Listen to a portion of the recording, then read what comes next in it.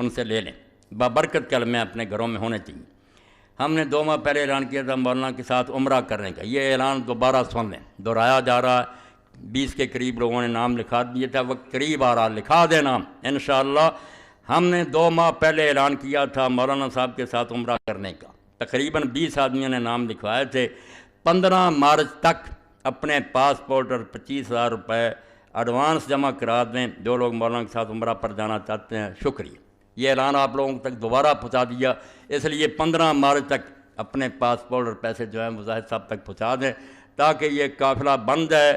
اور ہم ویسے ہی جیسے میرے آقا مولا ساری عمر کی کمائی لے کر پھر حجۃ الوداع میں گئے اور سارے عرب میں اعلان کر دیا، ایک ہی حج آپ نے کیا نا، اور وفات سے چند مہینے پہلے، کہ میں اللہ کے گھر میں حاضری دے رہا ہوں، یہ گلدستہ ہے میرے ہاتھ میں جو لاکھوں بندے میں نے تیار کیے۔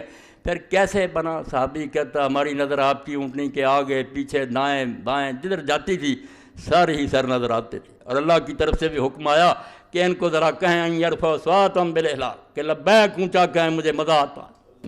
تو وہ قافلہ کیسا تھا؟ اور جب حضور نے یہ اعلان بھی کر دیا کہ یہ شاید میری تمہاری آخری ملاقات اور پھر تم مجھے نہ دیکھ سکو، اس لیے سارا عرب آ گیا۔